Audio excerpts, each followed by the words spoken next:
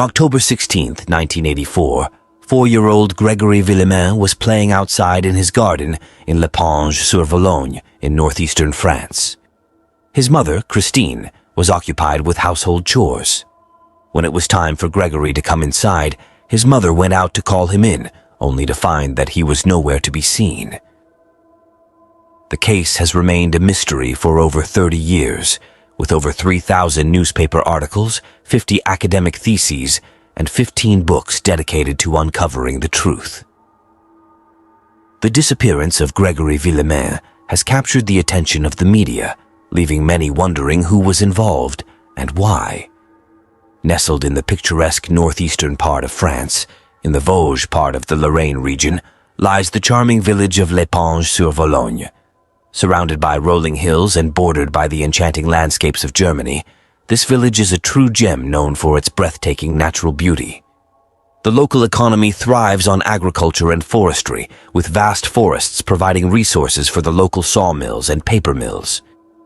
The fertile lands yield bountiful crops of wheat, corn, and potatoes from the numerous farms in the area, offering employment opportunities to the villagers.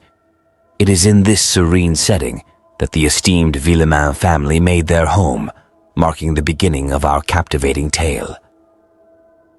In a town where whispers spread like wildfire, the Villemain family, with its extensive network of relatives, found themselves at the center of a chilling mystery. Little did they know that their peaceful existence would be shattered by the arrival of an enigmatic figure known only as the Raven. From the late 70s to the early 80s, this mysterious figure unleashed a campaign of terror upon the family, delivering ominous messages and sinister threats that plunged them into a nightmare. What began as a series of disturbing phone calls soon escalated into a full-blown ordeal, leaving the family grappling with the repercussions of the Raven's actions. As suspicion and fear gripped the once harmonious community, the Villemain family found themselves thrust into a harrowing ordeal that would forever alter their lives.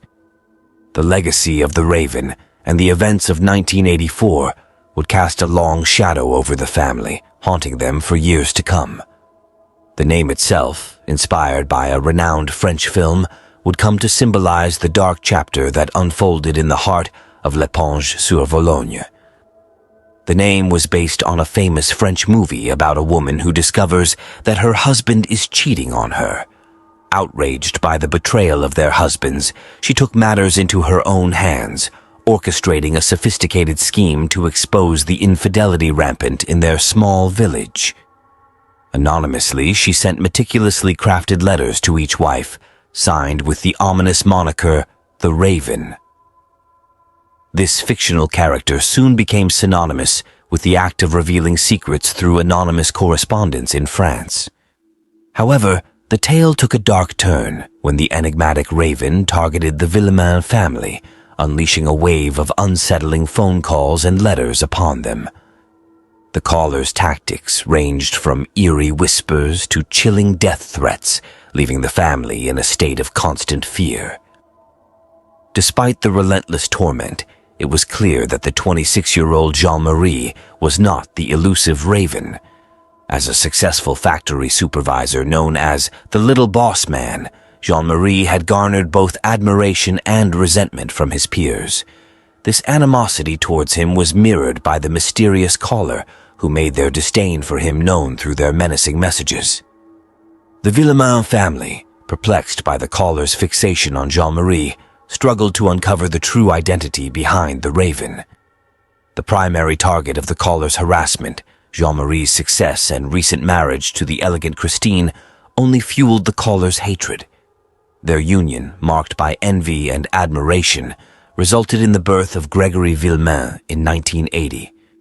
Despite their outward appearance of happiness, the couple's lives were marred by the constant threat of the Raven's presence. As Gregory grew older, he witnessed the toll that the caller's actions took on his parents, referring to the mysterious tormentor as Mr. Man. In a bid for peace, the family relocated to a serene house on the outskirts of town in 1983, hoping to escape the clutches of the Raven, but that wasn't the end. The individual who made the calls became increasingly fixated on Jean-Marie's success and began making threats against Christine. He would call Jean-Marie at his workplace and describe in detail the dangers he had set up for Christine. Despite the pressure from the Raven, Jean-Marie tried to remain resolute and not give in to the threats. The caller persisted, questioning Jean-Marie about his reaction if he were to set their home on fire. Despite feeling anxious, Jean-Marie refused to show fear or comply with the demands. In frustration, the Raven escalated the situation by threatening harm to their 3-year-old son, Gregory. The Raven cautioned Jean-Marie against allowing their son to play outside after school, warning of potential kidnapping. Jean-Marie, a devoted father, was outraged by the threat and warned the caller that he would take drastic action if his son was harmed. The Raven realized he had reached Jean-Marie's breaking point. Subsequently, the caller vanished for a year and a half, during which time there were no further communications with the Villemain family. It is possible that the family had informed the authorities and begun recording the calls, but this did not deter the Raven, who resorted to sending menacing letters instead. These letters not only contained vile threats, but also made direct references to Jean-Marie, who oversaw a group of 20 men. The contents of the letters were disturbing, with one promising to flay the family alive and others threatening to desecrate their graves. By 1984, there had been a year and a half of silence without any suspicious threats or hostile actions. The family believed that the Raven had disappeared for good. However, on October 16, 1984, Christine, Gregory's mother, picked up Gregory from daycare after work. Upon returning home, she played music while Gregory went outside to play in the front yard. When it was time for Gregory to come inside around 5 p.m., she discovered that he was missing. Christine was filled with anxiety, yet she remained somewhat composed as the Raven had been absent for a year and a half. She set out to search for Gregory, visiting the homes of his friends, but no one had any information on his whereabouts. Upon returning home, she received a call from her mother-in-law, who delivered the chilling news that the Raven had taken her son. The mother-in-law recounted how Michel, Jean's brother, had been informed by the Raven that Gregory's body had been disposed of in a nearby river. Christine immediately contacted the authorities, prompting a swift search for her missing son. Sadly, just a few hours after he went missing, at 9 p.m., Gregory's lifeless body was discovered floating in the river. Despite the tragic circumstances, he appeared peaceful, with his little hat covering his face and his arms bound in a peculiar manner. The police retrieved his body, revealing the heartbreaking reality of a young child's life cut short. As the investigation into the death of little Gregory progressed, the authorities interviewed numerous individuals in the vicinity. One individual came forward with an insulin needle they had discovered near the nearby river. Initially, the police suspected that a member of the Villemain family was behind Gregory's tragic demise, as they believed the perpetrator must have possessed intimate knowledge of the family's daily routines and habits. The case garnered widespread media attention, prompting journalists from all over France to journey to the small town in hopes of assisting in unraveling the mystery. Subsequently, on October 17, 1984, a letter was delivered to Jean-Marie and Christine's residence. The letter, postmarked from within the village on the day of Gregory's murder, contained a disturbing message. "Hey boss, I hope you're satisfied now. Money cannot bring back your son. This is my act of vengeance." The writer addressed Jean-Marie as boss, a moniker bestowed upon him due to being the sole family member to transcend the working class. Furthermore, the letter hinted at the writer harboring animosity towards multiple family members. Following the receipt of the letter, Gregory's funeral took place. On October 19, 1984, the entire family and town attended, alongside all the law enforcement officers, in hopes of scrutinizing the guests' expressions for any signs of suspicious behavior. Numerous French journalists were also present at the funeral, turning it into a major spectacle. They sought to capture images and footage of the purported event. Throughout the funeral, the police were specifically on the lookout for individuals who displayed a lack of emotion or erratic conduct. Meanwhile, the press was preoccupied with taking photographs and videos. Despite Christine's heart-rending wails during the burial, the journalists persisted in their documentation. They captured numerous images and videos of the funeral, including Christine being carried away due to her inability to stand. Despite the diligent efforts of the police, the funeral did not provide any fresh leads in the investigation. Instead, it merely supplied additional material for the sensationalist journalists. The authorities proceeded with bringing in the remaining members of the village family for questioning. They opted to utilize a technique inspired by the Raven movie mentioned earlier, instructing all family members to write the same letter with both their right and left hands. Following this, the authorities informed the family that they would follow up once they had analyzed the handwriting. In addition to this, they interviewed distant relatives and family friends who had received calls resembling a woman's voice, leading the authorities to contemplate the possibility of multiple suspects. This Raven figure could potentially be a woman, a duo consisting of a man and a woman, or simply an individual imitating these voices. The authorities were now faced with the task of scrutinizing all the handwriting samples they had collected, along with the new information regarding the potential involvement of a woman in the crime. While experts analyzed the handwriting samples, the authorities pondered over the fact that the Raven had vanished for a year and a half. They questioned whether there had been a triggering event that caused the Raven to resurface in anger, as they were puzzled by the sudden silence. The only lead they had was that Jean-Marie's brother, Michel, had recently visited with his wife at Jean and Christine's residence. Michel harbored jealousy towards his brother's accomplishments and struggled to maintain steady employment. Just 2 days before little Gregory went missing, he had been invited to the Villemain household and shown the new house extension, leather couch, and car. The authorities speculated that Michel's envy may have driven him to hide, plan, and carry out Gregory's murder. As Michel was being interrogated, the handwriting experts arrived at the door with a surprising revelation. They had identified a match in the handwriting belonging to a cousin named Bernard Laroche, not Michel. This unexpected turn of events left everyone stunned, and the authorities now had a new suspect in their sights. However, they were left wondering about Bernard's motives and background. Bernard Laroche, Jean-Marie's cousin from his mother's side, was left orphaned at a tender age and found solace living with his close-knit family of brothers, Jean and Michel. His bond with Michel was so strong that they were more like brothers than cousins. However, when Jean-Marie tied the knot with Christine, tensions arose between Bernard and Jean-Marie. Bernard harbored a strong dislike for Christine, often criticizing her as arrogant, annoying, snobbish, and stuck-up. Jean-Marie staunchly defended his wife, insisting that Christine was simply misunderstood.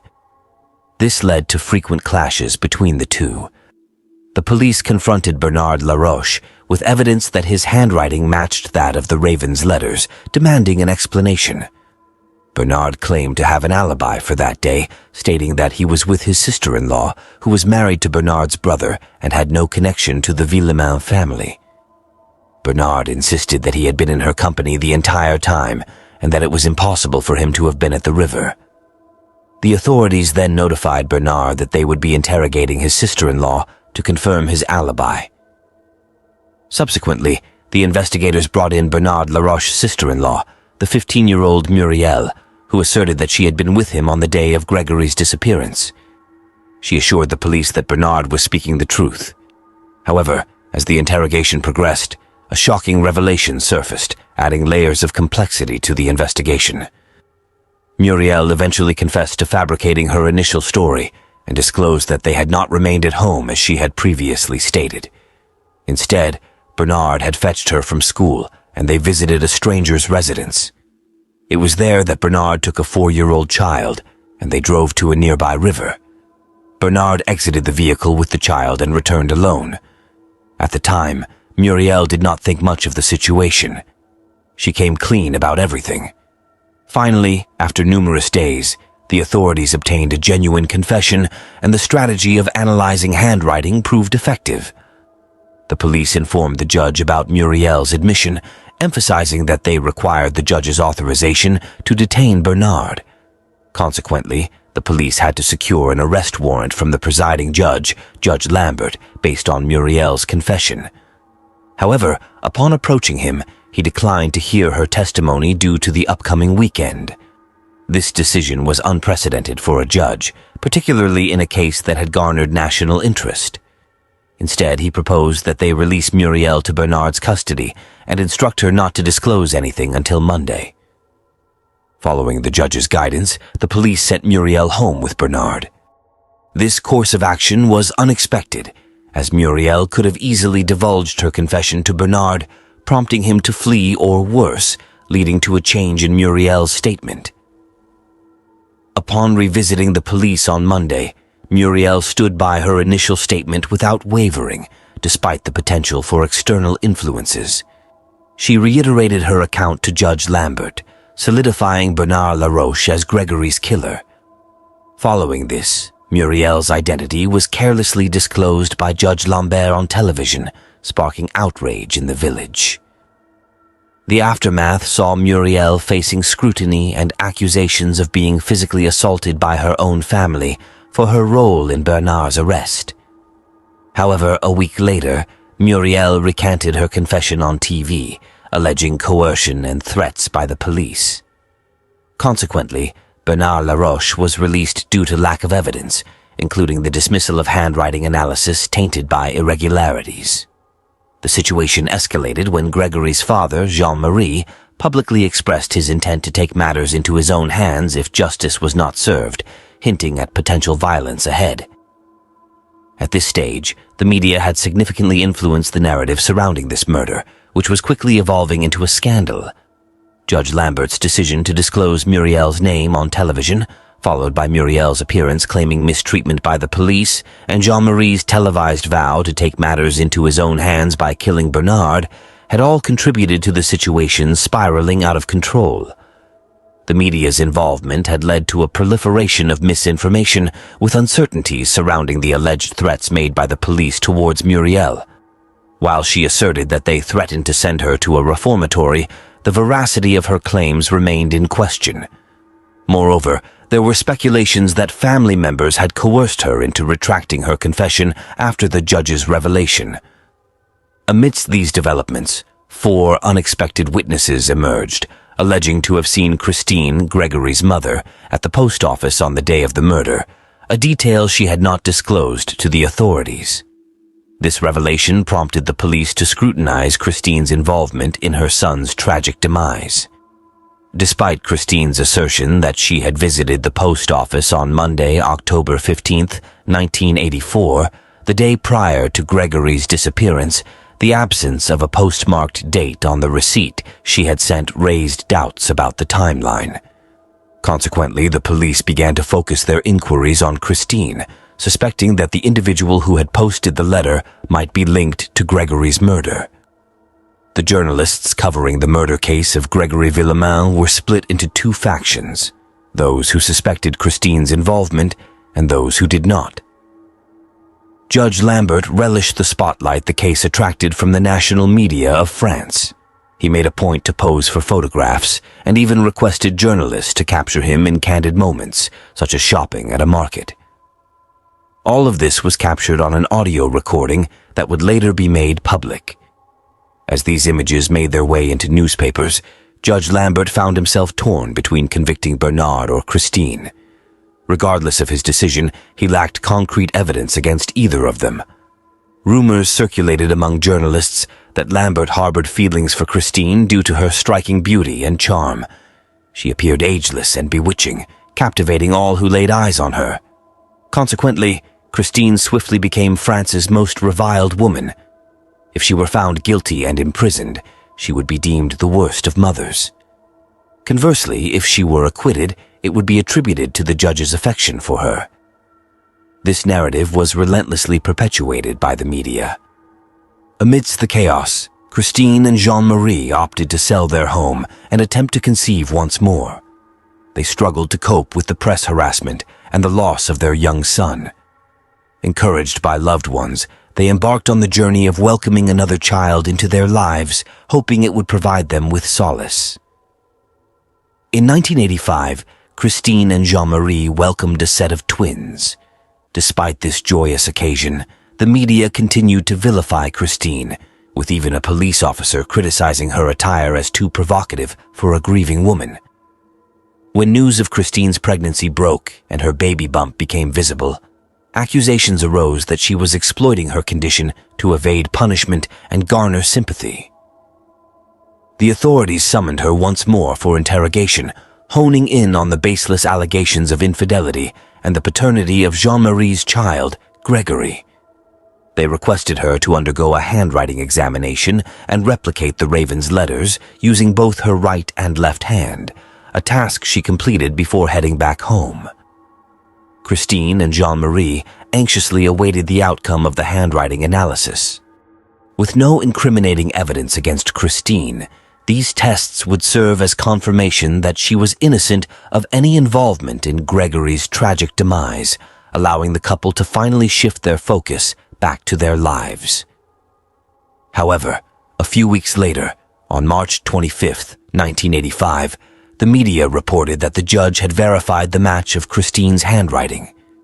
This news shattered the mother, leading her to stop eating, suffer a breakdown, and require hospitalization. During this period, she tragically lost one of her twins due to the stress induced by the judge's actions. The judge delivered the devastating news that she would be arrested and tried for her own son's murder. Jean-Marie longed to bring his wife back home, but she remained hospitalized. He aimlessly roamed the streets, overwhelmed by a sense of helplessness and loss.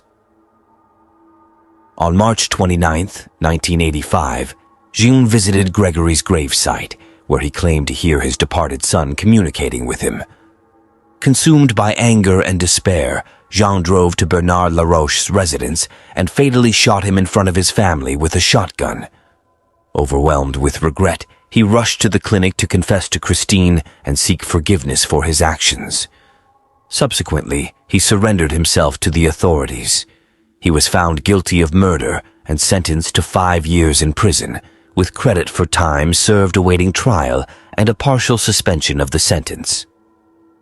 Jean was released in December 1987, having served 2.5 years behind bars.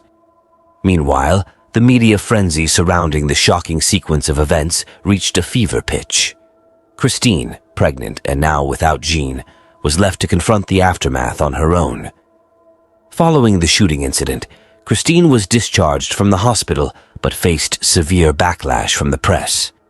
Christine has faced accusations of witchcraft and poor motherhood, yet she has maintained her grace under the harsh spotlight of public judgment. Despite her efforts to remain composed, she has been unfairly branded as aloof and uncaring. Adding to the turmoil, gossip has emerged suggesting she eloped with another man just before her marriage to Jean-Marie. There are whispers that she never desired marriage, motherhood, or the burden of a son. Even Judge Lambert has spread a scandalous tale of Jean-Marie allegedly striking her for overcooking steaks he had brought home. While the story seemed implausible, the judge shared it with the press, intensifying the public's condemnation of Christine. The media has portrayed her as increasingly bitter, especially towards mothers who endure abuse or feel constrained by their children. As a result, headlines now depict her as a malevolent witch who sacrificed her own child. The magistrate made the decision to detain Christine due to the escalating public outcry. At the time, she was 6 months pregnant and had been separated from her husband. Despite the lack of concrete evidence, Christine was accused of Gregory's murder in July 1985. She embarked on an 11-day hunger strike in protest, with Jean-Marie following suit. Following an appeals court ruling that highlighted the weak evidence and absence of a clear motive, Christine was released. 2 months later, she gave birth to her son and was paid by journalists for photographs of her cradling him. Christine agreed to this arrangement as she and Jean-Marie had lost their home and needed to cover legal expenses. Despite the family's financial struggles, the images were later used in a malicious article insinuating that she would harm her next child. It was intriguing to discover that the same trio of journalists were writing under various aliases for numerous media outlets, creating the illusion that Christine was universally despised when, in reality, it was only those three individuals. Christine's health deteriorated later that year, leading to an overdose on tranquilizers and a hospitalization, fortunately without fatal consequences. In 1987, the presiding judge, Judge Lambert, was removed from the case upon revelations of his baseless arrest of Christine and involvement in underhanded dealings. He had been orchestrating meetings with journalists at the market to spread unfounded rumors and accusations against Christine. A new judge took over, conducting a comprehensive re-evaluation of the case. During his year-long hiatus, Judge Lambert penned a book on the case, portraying Christine as a captivating yet manipulative and malevolent figure causing public confusion. However, the new judge refused to be swayed by his predecessor's biased views and conducted a thorough investigation. Ultimately, Christine and her son were granted a reprieve. The second judge opted to pursue the insulin trail in the Gregory Villemain case, as it was logical that the child appeared serene when discovered in the river. Upon scrutiny, it was revealed that the sole individual in the family with access to insulin prescriptions was Bernard Laroche's mother-in-law, who suffered from diabetes. Nevertheless, the Laroche were less than cooperative during interrogation. Subsequently, a cunning journalist managed to deceive the second judge into an interview, covertly recording the dialogue. In the recording, the second judge disclosed his belief that the Laroche were culpable and that Bernard was the perpetrator. The journalist leaked the recording, resulting in the removal of the second judge from the case. Shortly after, he was discovered in a comatose state in his lodge following a heart attack. Following his coma, the second judge experienced amnesia and could not recollect the case of Christine and Gregory. A third judge was then appointed to oversee the case. After reviewing the second judge's work, the judge determined that there was insufficient evidence to incriminate Christine.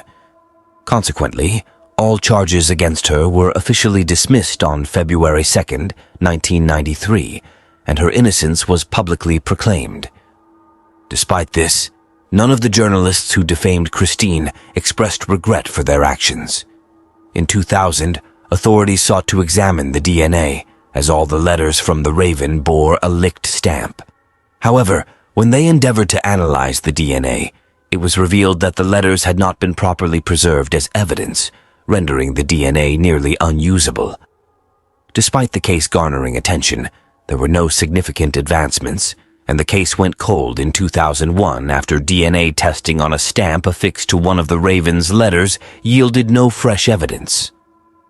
In 2004, 3 years following the final DNA examination, the Villemains were at last granted a sumptuous compensation of €35,000 by the court for the profound personal suffering they endured as a result of the mishandling of their son's case.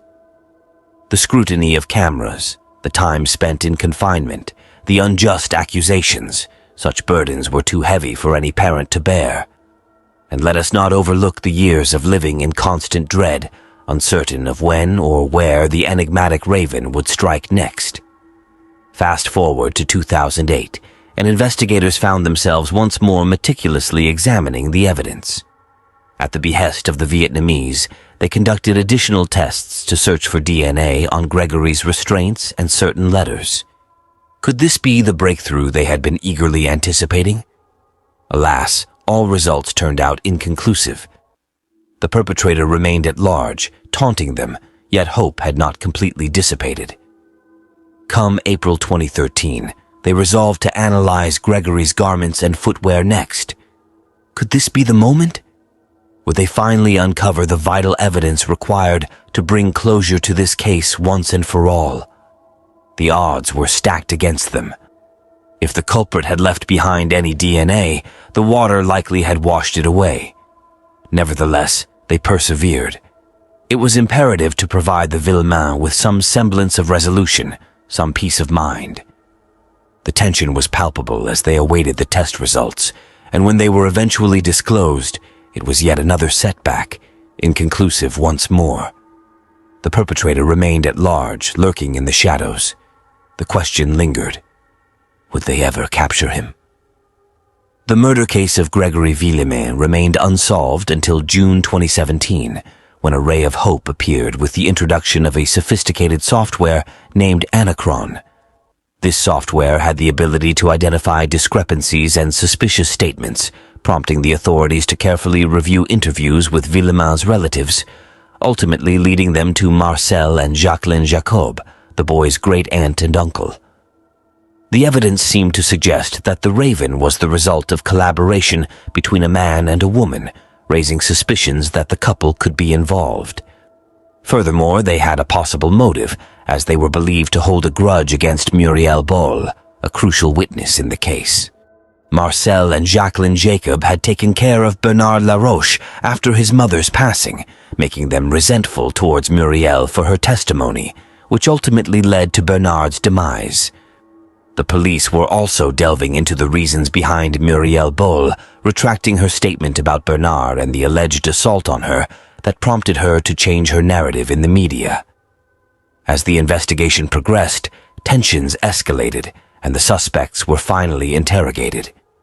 However, just when it appeared that a breakthrough was imminent, all three were released due to inconclusive findings from the questioning.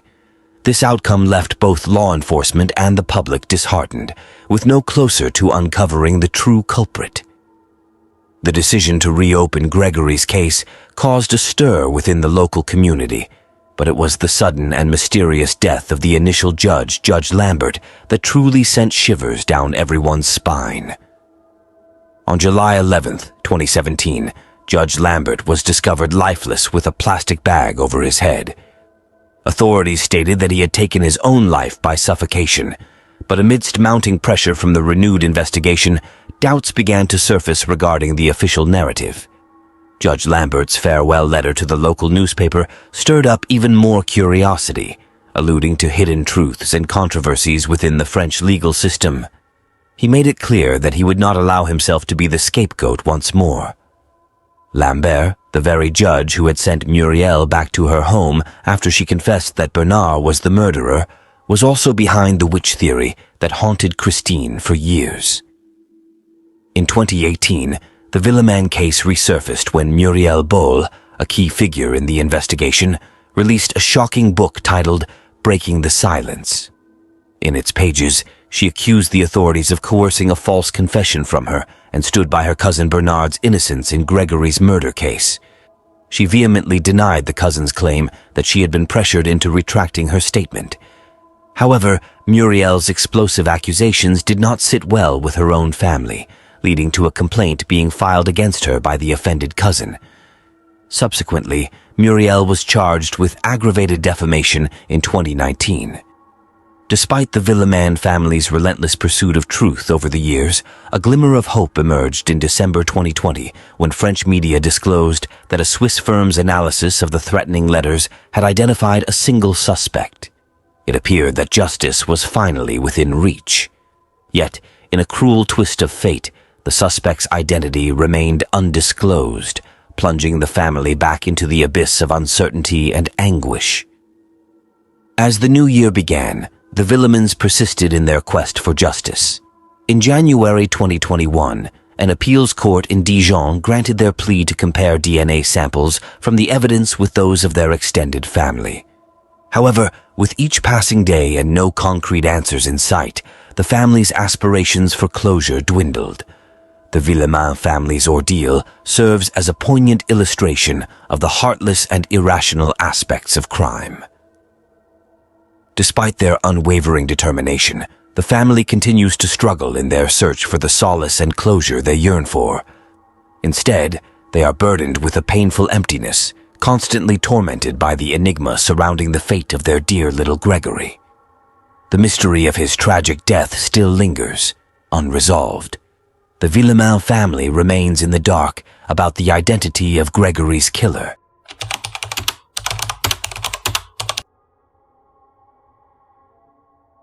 There's what? Blood all over his car. Police stopped Julissa. her car shattered. I have a broken windshield and I'm missing a tire because some kids were shooting at my car. I had some... What looks like blood in there? It's not blood, it's deer meat. I had a big bag of, there's a farm around here that does deer meat and hamburgers. So. Shotgun shells all over the side. Yeah. Holy we got a body. All right, let's cover it. Eli Hart was born to Julissa Thaler and Tori Hart in December of 2015. Unfortunately, their relationship didn't last long, and Eli's childhood was far from carefree. He was diagnosed with Townes-Brock syndrome, a rare genetic disorder that affects less than 5,000 people in the United States. This syndrome is characterized by distinct physical features such as misshapen thumbs and uniquely shaped ears. Along with these physical traits, Townes-Brock syndrome can also lead to various health challenges, including hearing loss, intellectual disabilities, heart defects, and kidney issues. In Eli's case, he experienced hearing problems and required hearing aids for the rest of his life. Additionally, he had kidney disease that needed constant medical attention. Despite his medical conditions, Eli also faced instability in his home life. Initially, his father, Tori, was absent and had lost contact with Eli after his birth. However, in 2019, fate brought them back together when both Tori and Julissa attended a family wedding. They exchanged phone numbers, and from that point on, Tori re-established a relationship with his son. Both father and son found happiness in the moments they spent together, and their bond began to grow. Tori eagerly anticipated each visit with Eli and expressed how much he missed him when he was with his mother.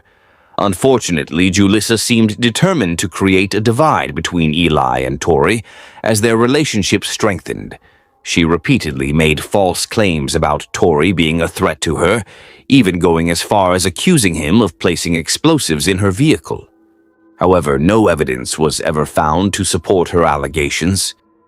There were signs that Eli's mother was not adequately caring for him. Julissa faced challenges with her mental health.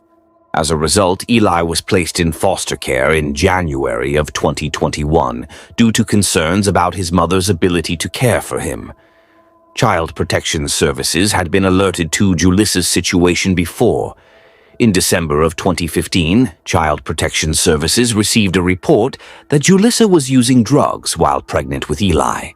Another report was made when Eli was not yet 2 years old, raising further doubts about Julissa's ability to care for him. Julissa agreed to seek help for herself and Eli, leading officials to close the case at that time. However, Eli was eventually removed from Julissa's care and placed with Julissa's cousin, Stephen Kronberg, and his wife, Nikita, in January of 2021. Eli spent nearly a year in their care. Despite the challenges he faced, Eli was a kind boy who was now in kindergarten and always had a smile on his face. He loved playing pretend games, especially with matchbox cars, and dreamed of becoming a firefighter. Eli quickly made friends with other children his age due to his outgoing personality and positive attitude. He had a passion for adventure and exploration, and during his time in foster care, he was able to maintain a relationship with his father, whom he cherished spending time with, as noted by Nikita Kronberg, Eli's foster mother. Tori, who had recently relocated to Chetek, Wisconsin, made the decision to pursue custody of Eli instead of allowing him to remain under Julissa's care. With his upcoming marriage to Josie Josephson, Tori believed that he could offer a more stable and nurturing environment for Eli compared to Julissa. While the custody arrangements were being determined, Eli began spending both supervised and unsupervised time with Julissa. However, those close to Eli noticed a negative change in his temperament and behavior. He started getting into trouble at school, displaying aggression towards other children, which was completely out of character for him. There were instances where he allegedly kicked a classmate in the throat and pushed another child off a slide during playtime. Additionally, Eli made statements at school that hinted at a troubling home life with Julissa, mentioning that she sometimes pushed him. These incidents raised concerns that something was seriously wrong. A play therapist working with Eli even reported that Julissa became argumentative, causing Eli to seek refuge in a nearby cupboard. Tori, deeply worried about his son's well-being, suspected that Eli might be experiencing emotional or mental abuse from his mother.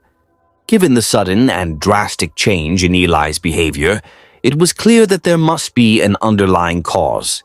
Due to these concerns, Tori was apprehensive about Eli's safety when he returned to live with Julissa. Tori's concerns about the potential harm that could befall Eli if he were permanently returned to his mother were not unfounded.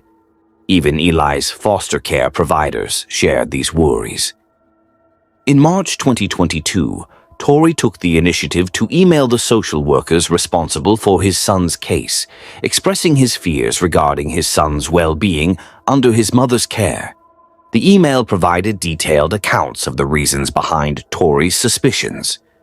He highlighted Eli's anxiety symptoms, such as sleep difficulties, regressing to baby talk, and chewing on his shirt. Additionally, Eli had started stuttering again, a behavior he had previously overcome. All of these issues arose after he had been placed back with his mother. During supervised visits, social services also observed concerning behavior from Julissa. On one occasion, she even threw garbage at a staff member and forcefully dug her fingernails into the woman's hand. Furthermore, she disregarded Eli's requests to engage in play during these visits, instead opting to sit motionless, lost in her own thoughts. Despite the expressed concerns, Eli's mother was granted full custody of him once again on May 10, 2022. Regrettably, this decision proved to be disastrous. In the late hours of May 19th or the early morning of May 20th, Eli tragically lost his life. Julissa aimed a firearm at him and callously pulled the trigger 9 times while he sat in the booster seat of her car. Orono police stopped the vehicle on May 20th after receiving reports of a driver operating a vehicle with a missing tire and a shattered rear windshield. The officers made a horrifying discovery upon inspection, noticing thick red fluid both inside the car and on the mother herself.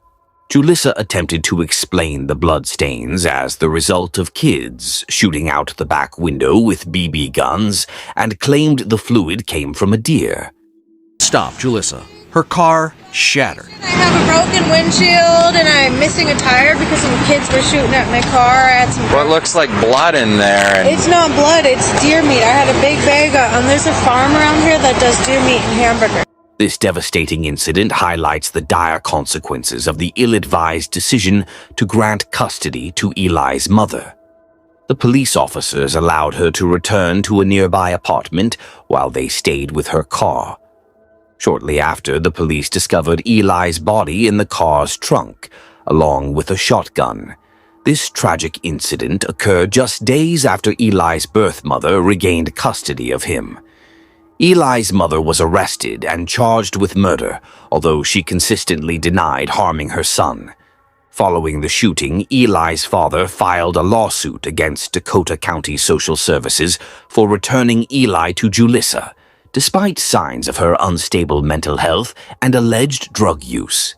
The lawsuit also highlighted other concerns, such as Julissa's attempts to undermine Eli's relationship with his father and her lack of stable housing. Additionally, Julissa had not completed a parenting education program due to her inconsistent attendance. The custody cases are scheduled to be heard in federal court this year. However, before that, Julissa's criminal charges needed to be addressed.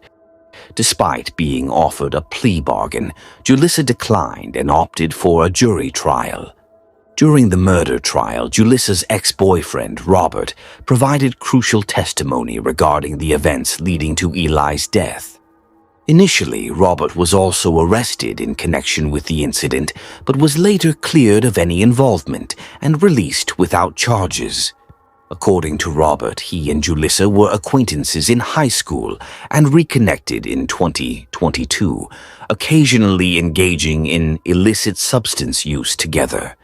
Court records confirmed Julissa's extensive history of substance abuse, including early alcohol consumption and misuse of opiates and sedatives. Substance use remained a persistent issue for her until her arrest in connection with Eli's tragic passing. Robert testified in court that May 19, 2022, marked the final day of Eli's life. He recounted how he and Julissa picked up Eli from school, and the boy spent his last night eating pizza and playing with kittens. However, the evening took a dark turn when Julissa felt Eli was being too rowdy. She began hitting him, and Eli retaliated by striking her back. Robert mentioned that after the altercation, Julissa placed her shotgun in the car and returned to the house. Later, she took Eli downstairs with her. The next morning, when Robert woke up and asked Julissa about the previous night, she simply said she had something to do. Robert assumed Eli was at school, but the police later found Eli's body. Julissa and Robert were arrested, with Robert claiming he had no knowledge of the situation. He revealed that Julissa had expressed a desire for the shotgun for self-defense, but he never expected her to use it on her own child. Robert's testimony was compelling, supported by other evidence. The jury also heard from a DNA expert confirming Eli's blood matched DNA found on Julissa's hair. The prosecution argued the murder was premeditated, citing Julissa's internet searches on life insurance policies. During the sentencing, Josie and Nikita spoke about Eli's positive qualities. Julissa's attorney claimed she didn't shoot Eli, but the jury found her guilty of his murder. Instead of expressing remorse or accepting her guilt, Julissa Thaler opted to disrespect the judge by uttering an obscenity and referring to him as garbage when she was given the chance to speak during her sentencing. Ms. Thaler, you have a right to speak this morning if you'd like. You don't have any obligation to speak, but if you'd like to choose to speak, now is the time to do it. Yes, I would like to say something. Go ahead. I'm innocent. Fuck you all. You're garbage. That's all, Your Honor. Ms. Thaler, I don't know that that's appropriate here. Sorry, I told you what somebody else can. Consequently, she was sentenced to life in prison without the possibility of parole in February 2023. Considering this situation, do you believe the punishment is appropriate for the crime committed? Furthermore, what measures do you think could be implemented to prevent similar incidents from occurring in the future?